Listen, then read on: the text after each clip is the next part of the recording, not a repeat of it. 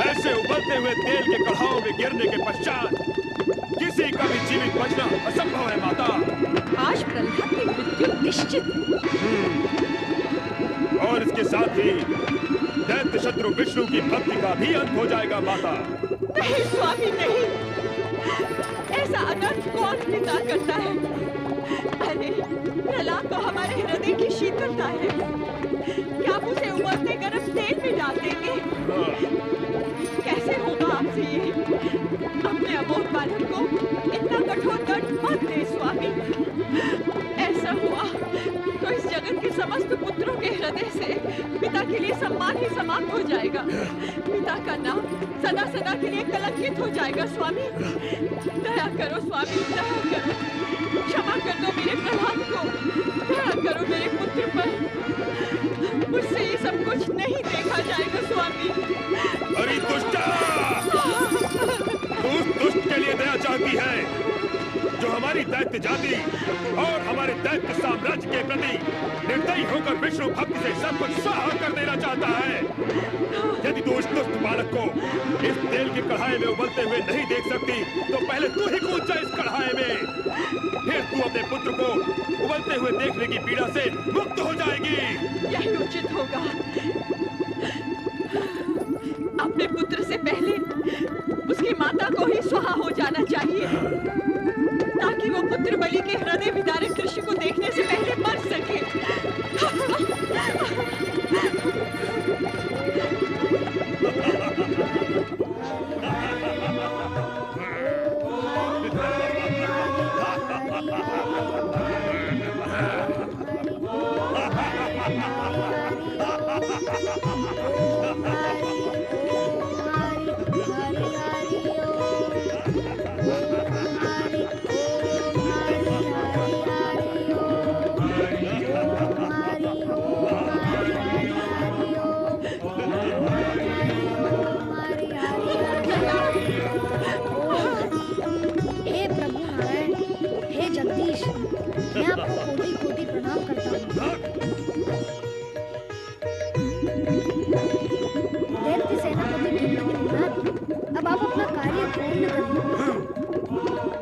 श्री विष्णु के श्री चरणों में जाने के लिए तैयार हूँ।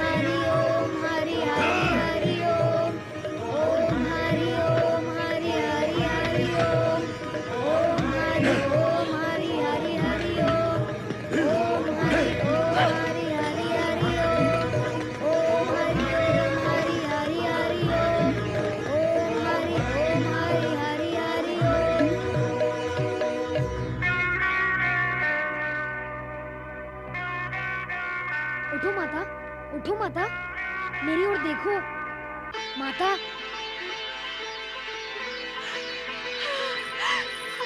प्रहलाद, मेरे पुत्र।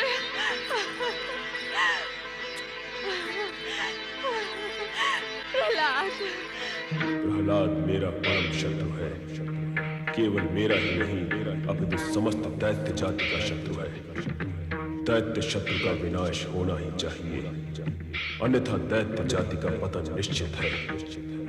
भले ही प्रहलाद मेरा पुत्र है, किंतु इस विद्रोही पुत्र को मृत्यु के मुख में ढकेलना ही होगा। प्रहलाद का अंत करना ही होगा, उसका अंत करना ही होगा, अंत करना ही होगा। किस चिंता में डूबे हुए हो भैया?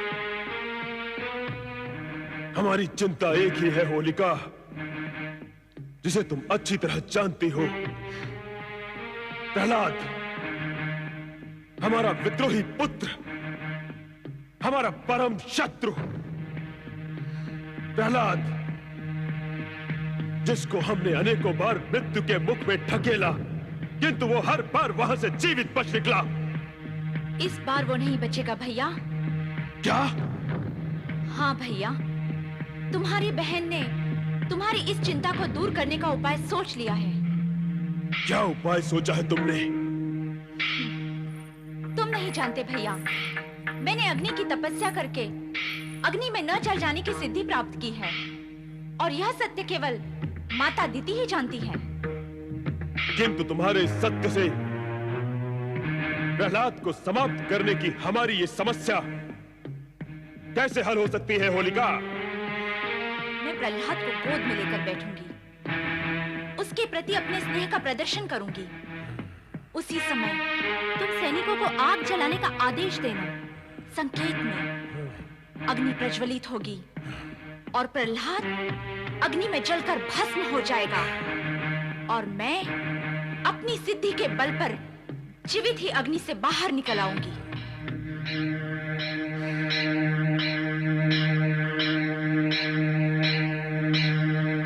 क्या हुआ भैया? क्या मेरी ये युक्ति तुम्हें ठीक नहीं लगी? तुम्हारी युक्ति तो ठीक है, किंतु हम ये सोचते हैं कि प्रहलाद ने विष्णु भक्ति करके ऐसी चमत्कारी सिद्धियां प्राप्त कर ली हैं, जिसके कारण मृत्यु उससे दूर रहती है। यदि तुम्हारी युक्ति भी उसके सामने विफल हो गई, तो फिर हम क्या करेंगे? नहीं भैया, इस बार ऐसा नहीं होगा। मैं आपको विश्वास दिलाती हूँ कि जब तक प्रहलाद अग्नि में जलकर भस्म नहीं हो जाएगा, मैं भी अग्नि से बाहर नहीं निकलूंगी। तो तुम्हारे विचार से हमें ये कार्य कब करना होगा? आगामी फागुन की शुक्र पूर्णिमा को। आगामी फागुन की शुक्ल पूर्णिमा को। इतनी बड़ी चिता नहीं बच पाएगा प्रहलाद, नहीं बच पाएगा, नहीं बचेगा प्रहलाद, नहीं। हाँ, होलिका के अग्नि स्नान के लिए ये चिता उत्तम है। होलिका का ये उपाय और आयोजन भी उत्तम है माता श्री। अब हमारा लक्ष्य अवश्य पूरा हो जाएगा दैत्यराज। भैया अमर्क, इस बार प्रहलाद के बचकर निकलने की कोई संभावना नहीं। अब तो उसका अंतिम समय आ गया भैया। मत रो माता, मत रो। जब तुम रोती हो तो मुझे ऐसा लगता है कि जिस भगवान विष्णु पर मेरा विश्वास है, उस भगवान पर तुम्हें विश्वास नहीं है। तेरे विश्वास से तेरी माँ के हृदय की कोमलता बड़ी है मेरे पुत्र। इस जगत में मेरे अतिरिक्त अन्य कौन ऐसी अभागन माँ होगी जिसने अपने प्राणों से भी प्रिय पुत्र को मृत्यु के विकराल जबड़ों में बार बार जाते हुए देखा हो। ये देखकर मेरे हृदय का कोमल घट फूट गया है पुत्र। ये आंसू वहीं से आ रहे हैं। तुम्हारे इन आंसुओं से मेरा विश्वास डूबेगा नहीं माता, और ना ही तुम्हारे हृदय की कोमलता से मेरी भक्ति का मार्ग कच्चा होगा। मैं तो यह चाहता हूँ कि मेरी भक्ति और मेरे विश्वास से तुम्हारा हृदय पक्का हो। अपनी माता का हृदय पक्का करेगा तू? तेरी इन्हीं ज्ञान भरी बातों से तेरे प्रति मोह और अधिक बढ़ जाता है मेरे पुत्र। और जब पुत्र के लिए मोह बढ़ता है न पुत्र, तो माता का हृदय पक्का नहीं रह जाता, वो और अधिक कच्चा हो जाता है। अब आप ज्ञान भरी बातें कर रही हैं जो मेरे समझ के बाहर हैं। ज्ञान की नहीं, विश्वास की बातें करो माता। याद करो माता, मेरे जन्म के समय भगवान विष्णु ने प्रकट होकर कहा था कि वे अदृश्य रूप में हर समय मेरे साथ रहेंगे। जब भगवान का आशीर्वाद है मेरे सिर पर, तो चिंता कैसी? और कौन करेगा मेरा विरोध? और करेगा भी तो कैसे? तेरे इसी विश्वास ने तो तुझे ही नहीं मुझे भी जीवित रखा है मेरे पुत्र। जब विश्वास है तो रोती क्यों है माता? तुझ पर बार बार अत्याचार होता है, अन्याय होता है, वो भी तेरे ही पिता द्वारा, जिसे मैं असहाय और विवश होकर देखती रहती हूँ। तो मुझे रोना आता है पुत्र। वो दृश्य और उन दृश्यों की दुखद स्मृति मुझे रुला देती है प्रहलाद। इसका एक सरल उपाय है माता। भविष्य में ऐसा कुछ हो तो तुम मेरे आसपास देखना, तुम्हें भगवान विष्णु नजर आएंगे। उनकी उपस्थिति का ध्यान करेंगे तो रोना नहीं आएगा माता। शुभ बोल मेरे पुत्र, विधाता न करे भविष्य में ऐसा कुछ हो। इतनी बार हुआ है तो फिर हो सकता है माता, इसमें चिंता कैसी? यदि हो जाए तो वही करना जो मैंने कहा है। मेरे आसपास भगवान विष्णु को देखना, वे दिखाई ही देंगे। बस समझ जाना, मेरा बाल भी नहीं बाका होगा। नहीं प्रहलाद, तू जितना विश्वास मुझ में नहीं है पुत्र। तू देखते रहना भगवान विष्णु को, पर मैं तो तुझे ही देखती रहूंगी। मेरे तन का रोम रोम तुझे ही देखता रहेगा। मैं तेरे पास खड़े भगवान तक नहीं पहुंच पाऊंगी। अरे तुझे छोड़कर मेरी दृष्टि इतनी दूर तक नहीं जाएगी प्रहलाद। माता, क्यों रो रही हो माता?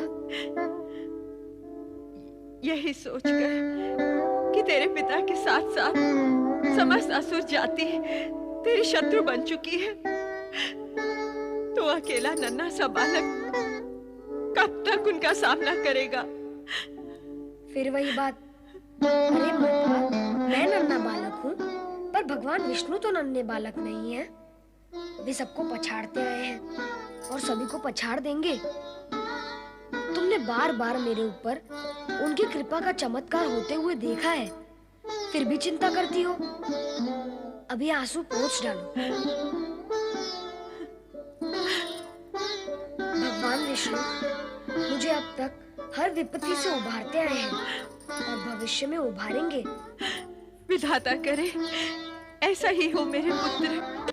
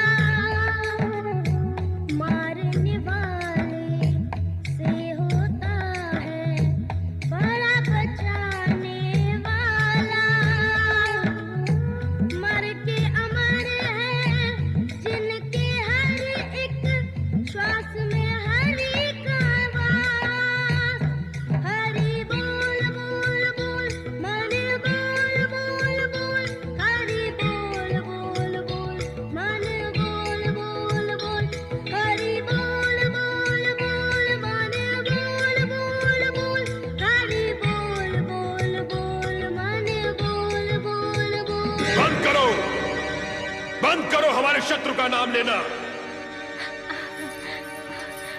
प्रहलाद, होलिका, प्रहलाद को छोड़ दो, अन्यथा तुम्हें भी इसके साथ जला दिया जाएगा। प्रहलाद, मैं तुम्हारे पिता की बहन अवश्य हूँ, किंतु तुम पर किए गए अत्याचारों से मैं बहुत दुखी हूँ। प्रहलाद, मैंने निश्चय कर लिया है कि आज यदि तुम्हें जलाने का उपक्रम होगा तो मैं भी तुम्हारे साथ जलकर मर जाऊंगी। भैया, मैं कहती हूँ इस फूल से कोमल बालक पर अत्याचार बंद करो, अन्यथा मैं मर जाऊंगी। नहीं होलिका, नहीं। ये दुष्ट बालक दया और प्रेम के योग्य नहीं है, इसे जल जाने दो। नहीं, नहीं, मैं इसकी बुआ हूँ। पिता की दया ना सही, मैं इसकी बुआ इतनी निर्दयी नहीं हो सकती। यदि आप सबने निश्चय कर ही लिया है कि इसे भस्म करना है, तो मैं भी इसके साथ भस्म हो जाऊंगी। इसकी माँ गया कहाँ है? अपने कक्ष में है, उसे इस विषय में कुछ भी ज्ञान नहीं है। प्रहलाद, मेरे बालक, आओ पुत्र, आओ।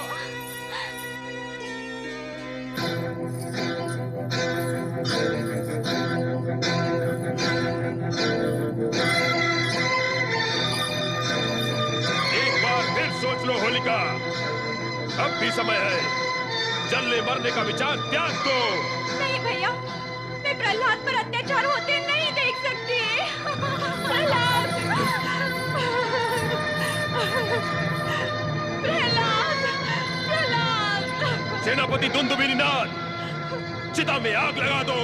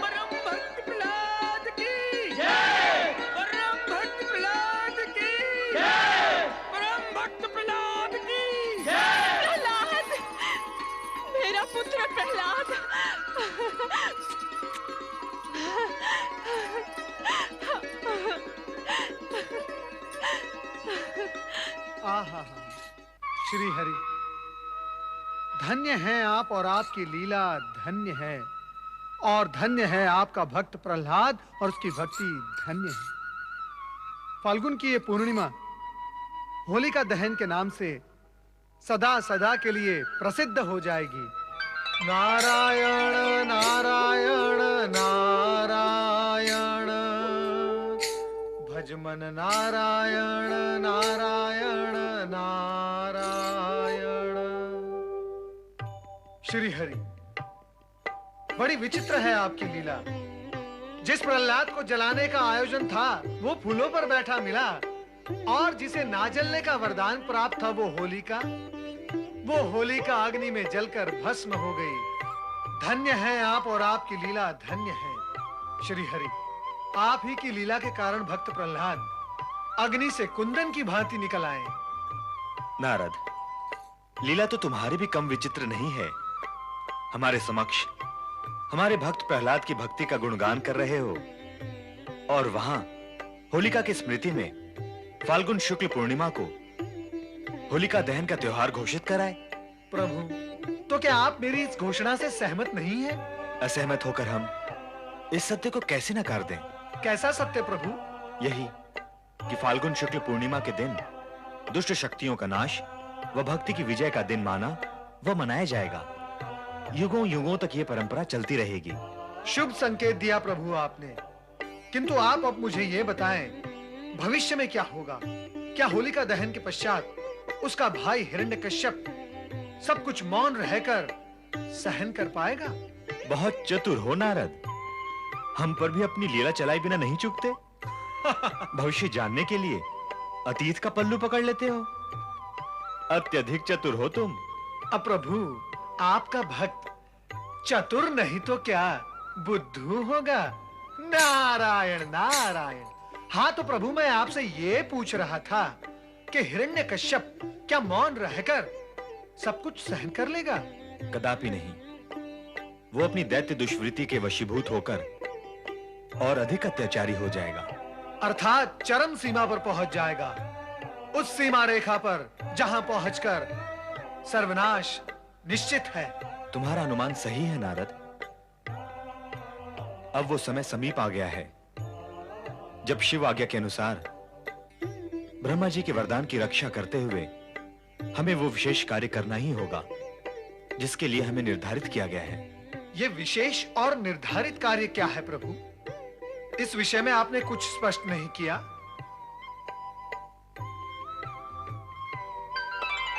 माता, नारद का प्रणाम स्वीकार करें। अब तक आप कहां थी माता? प्रभु का संग छोड़कर आप कहां चली जाती हैं? मैं क्या करूं नारद, तुम्हारे प्रभु तो मुझसे बात ही नहीं करते। मैं इनके मुखमंडल के दर्शन करते हुए कब तक यहाँ बैठी रहूं?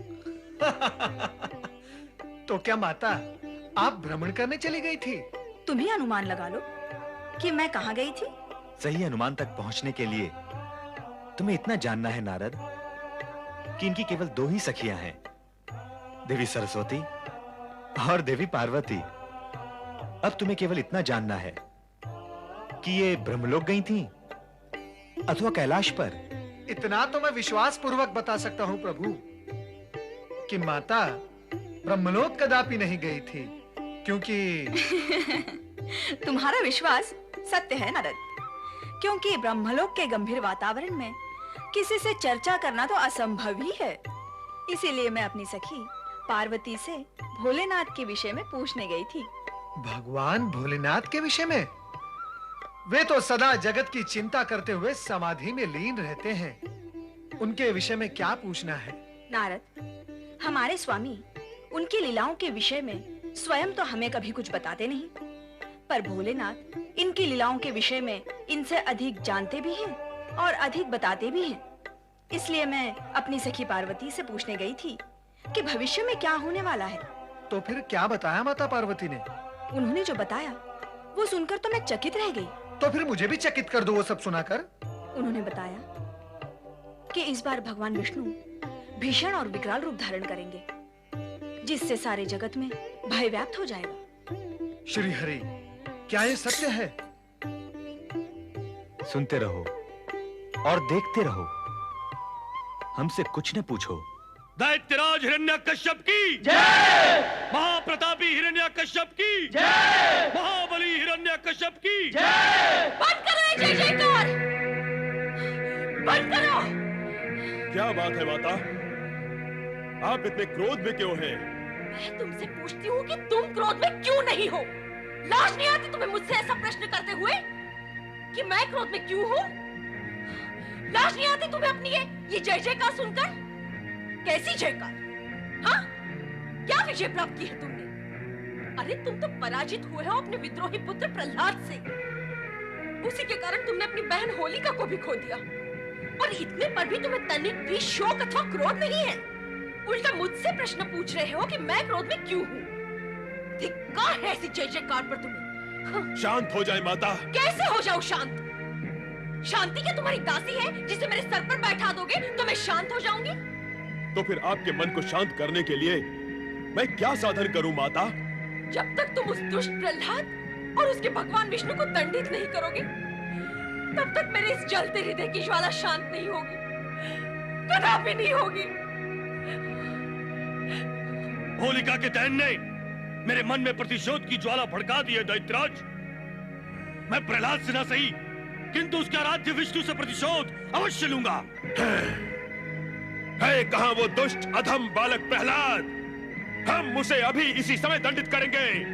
सैनिकों, गुप्तचरों, जाओ और जहां कहीं भी हो प्रहलाद को ढूंढकर हमारे सामने लेकर आओ। जाओ। ओम हरि ओम हरि हरि हरि ओम हरि ओम हरि ओम हरि हरि हरि ओम। पुत्र प्रहलाद, माता, कितना शांत और दिव्य वातावरण है इस आश्रम का। पर माता, बताओ कि तुम मुझे यहाँ लेकर क्यों आई हो? बताओ ना माता, तुम मुझे यहाँ लेकर क्यों आई हो? अब क्या बताऊं पुत्र, यहाँ आने और लाने का सत्य अत्यंत कटु है। देव ऋषि तो कहा करते हैं ना, सत्य मार्ग पर चलने वालों के लिए कटु सत्य मन, बुद्धि और आत्मा को बलवान बनाता है। कहो ना माता, क्या है वो सत्य? ये तो तू जानता ही है पुत्र कि स्वयं तेरे पिता तेरे प्राणों के शत्रु बन बैठे हैं। वो बार बार तुझे मृत्यु के मुख में धकेलना चाहते हैं। ये देखकर मेरा हृदय कांप उठता है। इसीलिए मैंने तुझे उस भयावह आशंकित वातावरण और परिस्थिति से हटाकर यहाँ ले आना उचित समझा पुत्र। माता, धन तो माता पिता का धन होता है और उनके दिए हुए इस धन पर उनका पूरा अधिकार है। यदि पिताश्री इसे समाप्त कर देना चाहते हैं तो वो उनकी इच्छा है। चुप कर प्रहलाद, चुप कर। पिता की इच्छा होगी तो वे पुत्र को समाप्त कर देंगे, और माँ की इच्छा का क्या होगा? इस जगत में आज तक किसी भी माँ ने अपने ही पुत्र को समाप्त करने की इच्छा की है क्या? ऐसे कैसे मैं तुझे अपने पिता की इच्छा पर समाप्त होने दे सकती हूँ प्रहलाद? अरे मैं माँ हूँ, तेरी माँ। मैं तुझे इस दिशा की ओर देखने भी नहीं दूंगी जहाँ मृत्यु का दुर्गंधपूर्ण काला धुआं उठता दिखाई देता हो। इसीलिए तो मैं तुझे यहाँ ले आई हूँ पुत्र। पर माता, उनसे छिपकर कायरों की भांति यहाँ रहना मुझे स्वीकार नहीं है। आओ चले माता। होगा तो वही जो भगवान विष्णु की इच्छा होगी, और नारायण की इच्छा तो उनके भक्तों के लिए सदा शुभ ही होती है। चलो माता। नारायण नारायण। भक्त प्रहलाद, जब से मैंने तुम्हारे भक्ति के चमत्कारों की कीर्ति कथाएं सुनी है, तब से मैं तुमसे मिलने नहीं तुम्हारे दर्शन के लिए आतुर था। प्रहलाद के दर्शन? अपने शिष्य के दर्शन? देवर्षि, प्रहलाद तो आपका शिष्य है। दर्शनाभिलाषी तो इसे होना चाहिए। सत्य तो ये है कि यदि आपका सहयोग न होता तो इसका जन्म ही संभव न होता। ये तो जन्म से ही आपका ऋणी है। प्रणाम देवर्षि। कल्याण भव, आयुष्मान भव, आनंद भव। देवर्षि, कल्याण और आनंद तो आपके आशीर्वाद और भगवान की कृपा से ही हुआ है। मैं माता द्वारा आपकी कृपा के विषय में भी सब कुछ सुन चुका हूँ। आप श्री नारायण के परम भक्त। बस प्रहलाद, बस। मैं श्री नारायण का भक्त अवश्य हूँ, किंतु भक्ति की दृढ़ता में मैं तुम्हारी बराबरी नहीं कर सकता। इसीलिए तो मुझे तुमसे शिक्षा लेनी। क्षमा करें देवर्षि, क्या आप अपने शिष्य की परीक्षा लेने आए हैं? कठोर परीक्षा? नहीं प्रहलाद, मैं तो तुम्हें ढूंढता हुआ ये संदेश देने आया था कि तुम्हारे पिता शत्रुभाव के वशीभूत होकर वो तुम पर चाहे जितने अत्याचार करें, किंतु तुम विचलित न होना, क्योंकि तुम्हारे साथ भगवान भोलेनाथ और श्री हरि विष्णु की असीम कृपा है। इसलिए अत्यंत भीषण और भयंकर विपत्तियां आने पर भी तुम्हारा किंचित भी अहित नहीं होगा, यही विश्वास हृदय में बनाए रखना। ये देखो राजकुमार प्रहलाद और दैत्य महारानी। पकड़ के ले चलो इन्हें। सावधान, शांत हो जाओ सैनिकों। राजकुमार कहते हो तुम इन्हें, है भी तुम्हारे राजकुमार। राजा की आज्ञा लेकर साथ आए हो, तो क्या राजकुमार के प्रति सम्मान की भावना राजमहल में छोड़कर आए हो? यदि आप राजकुमार को ले जाना चाहते हो तो ले जाओ, किंतु सम्मान के साथ। नहीं, मैं प्रहलाद को नहीं जाने दूंगी। अभी अभी देवऋषि ने क्या कहा माता? तुम व्यर्थ ही चिंता करती हो। मुझे कुछ भी नहीं होगा माता। ये तेरा सोचना है पुत्र, क्योंकि तेरे साथ तेरे भगवान विष्णु हैं। तो मेरा सोचना कुछ और है, क्योंकि मेरे साथ मेरे पुत्र प्रहलाद की चिंता और उसका मोह है। माता, जब तुम मानती हो कि मेरे साथ भगवान विष्णु हैं और यह भी कहती हो कि तुम और तुम्हारी ममता मेरे साथ हैं, जब मेरे साथ भगवान विष्णु और तुम दोनों हो, तो क्या तुम्हारे साथ भी भगवान नहीं हुए? देखा देवर्षि आपने, इस बालक का बुद्धि कौशल कितना चतुर है आपका शिष्य। यही तो मैं तुमसे कह रहा हूँ दैत्य रानी, कि कितना निर्भय और होनहार है आपका पुत्र। आप निश्चिंत रहें और उसे जाने दें। मुझे खोजने में तुम्हें बहुत कष्ट हुआ होगा सैनिकों। अब मुझे साथ ले जाकर अपना कष्ट दूर कर लो। ओम हरि हरि हरि ओम। ओम नमः शिवाय। ओम नमः शिवाय। ओम नमः शिवाय। ओम नमः शिवाय। ओम नमः शिवाय।